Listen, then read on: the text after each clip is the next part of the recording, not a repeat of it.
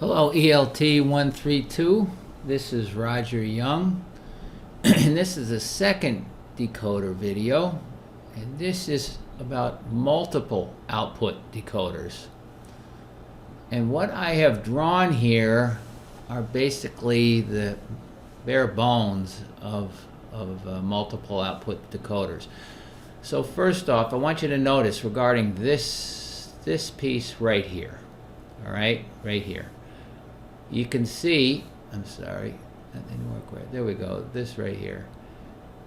This one, I have two inputs, don't I?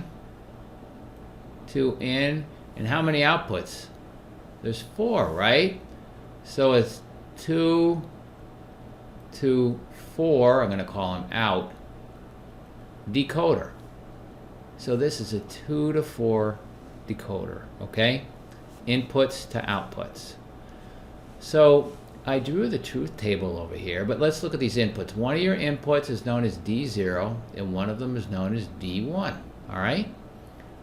Well, I drew them over here in our truth table, and if you want to make a truth table out of it, obviously, you draw your truth table as it should. You have 0, 1, 0, 0, 1, 1, 1. This is in decimal, it's 0, 1, 2, and 3.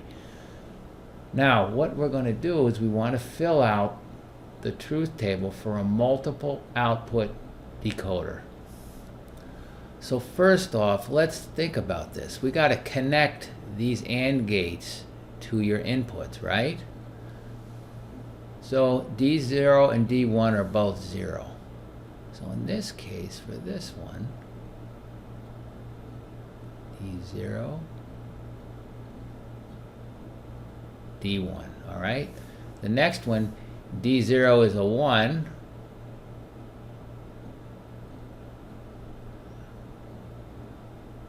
and D1, I'm going really bad here, aren't I? Is a 0. There we go. My drawing is not the best with this, but anyway. The next one, D0 is a 0, right?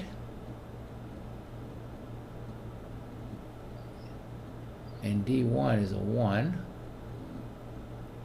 And finally, D0 is a 1, and D1 is a 1. You get it? So this is 0, 1. This one's 1, 0. This one is 0, 0, I'm sorry, 0, 1, and 1, 1. So there's only specific cases when these would be 1, right? So let's look at this top one. Let's call the output here 0, Y0, Y1, Y2, and Y3, all right? So if we call this Y0, Y1, Y2, and Y3, all right? So when 0, 0, when D0 and D1 are both low, the only output that's going to be high is Y0.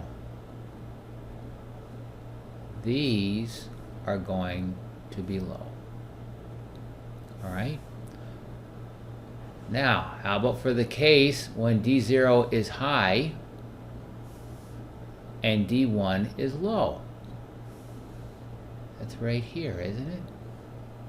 So in this case, Y1 would be high. The rest of them would be low.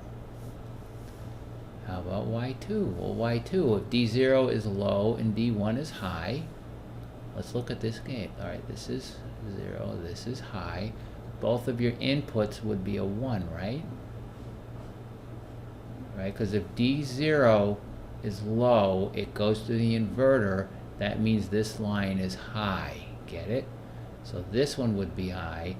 D1 is high to begin with, so this outside line would be high. So this would see both inputs as being high, so the output would be high.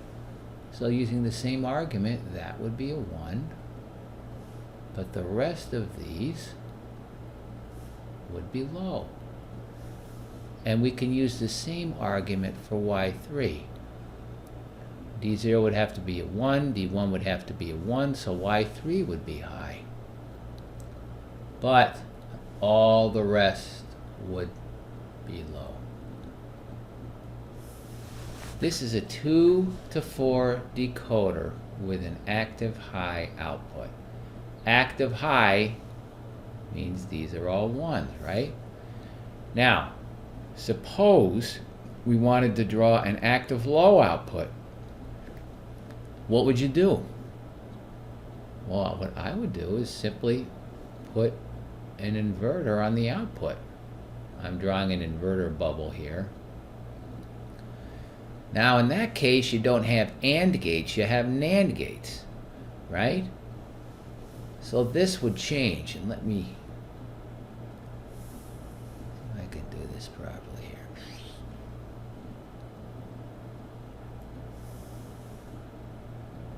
Where's the, oh, there we go. There it is. All right. So now, let's fill this thing back out again with NAND gates. These are active low outputs. So the only time with these outputs that Y0 is going to be low is when both inputs are low, because if they're low, they both go through these inverters, which makes them high. The input to these gates are high, which means your output is low, right? Usually you draw this with a little bar, but you don't have to. You don't have to. So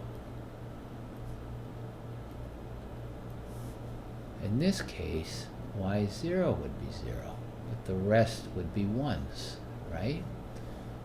For Y1, it's the same argument.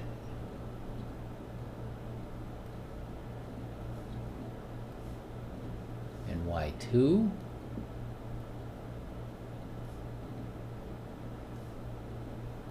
and Y3.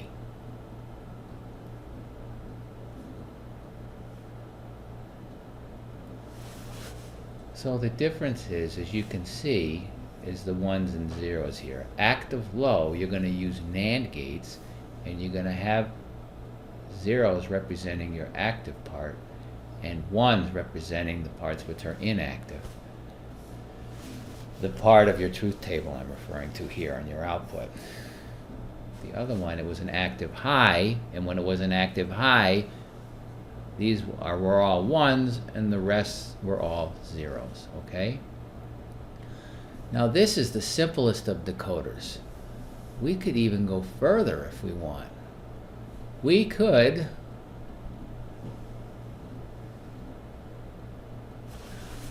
do something really cool here.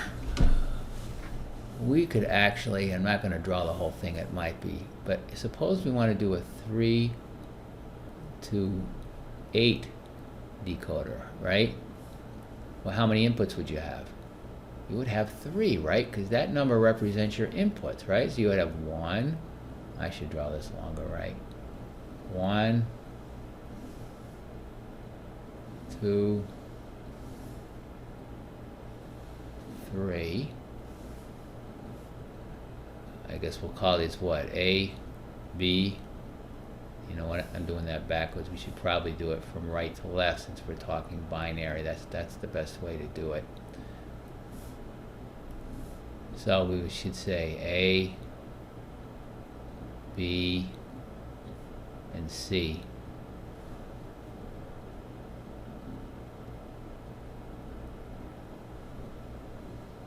There's A naught. Here's B naught.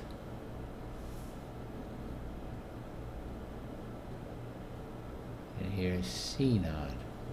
All right? Now a 3 to 8 decoder. These are your 3 inputs, right?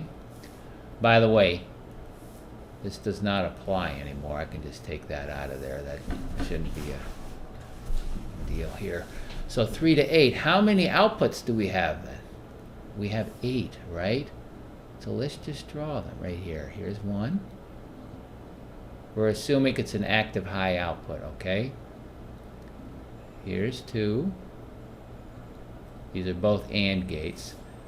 And there's a cool way I can do this here with paint. I can just copy them. Right? There's 4. Here's 6. And guess what? There's 8. They aren't perfect AND gates, but they'll do the job, right? So let's do this. Let's draw your truth table for this, right? We're going to have A, B, and C. 1, 2, 3. 1, 0, 0. 0, 1, 0, 1, 1, 0. Right? Decimal, that's 0, 1, 2, and 3, right? So now we have 4. That is a terrible 0, isn't it? I apologize for my writing. I do the best I can, but you know what? It's not perfect. So let's look at this. Here's 0, 0, 1, 1, 0, 1, 0, 1, 1, and 1, 1, 1.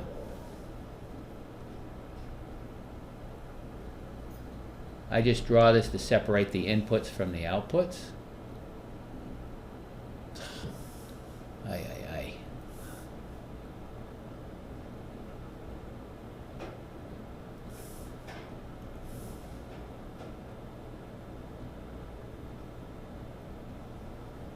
Hope you all are with me here.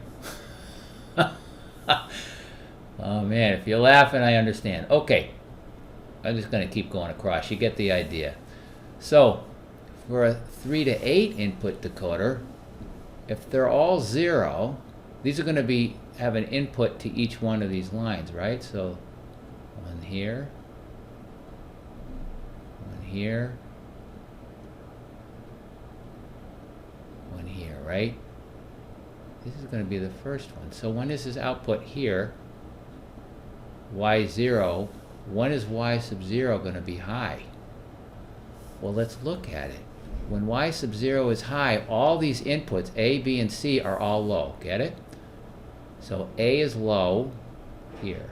But it goes to an inverter, so this becomes high. All right? Same with B. B is low. It goes to an inverter. This becomes high. C is low. Goes to an inverter. This becomes high.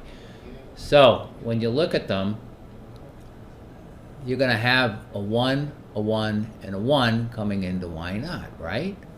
So Y naught would be 1. All the rest are going to be 0. How about Y2? It's the same thing as a 2 to 4 decoder. You just have another input line, right?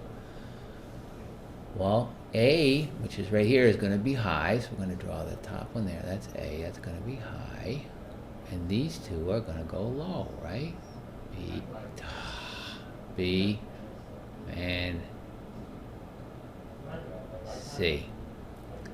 So in this case, for Y sub 1, this one is going to be high. The rest of them will be 0. Now look, I can keep on going, but I think you get the idea. Each one of these gates are going to be connected to the input lines, and when you do that in these orders, right, dictated by this truth table, you're going to have a string of 1s going down to the right, just like on the 2 to 4 decoder. This is an active high output decoder. But remember, you're going to have these 3 inputs, but you can choose which input is going to be high based on your inputs, right? Did I say that right? You can choose which output will be high based on your inputs, and that's what a decoder is used for. So you can select which output is high, and the others will remain low. I hope this has been helpful and instructive for you to understand better multiple output decoders. And thank you. And if you have any comments, please send it to me in email. All right, folks. Thank you.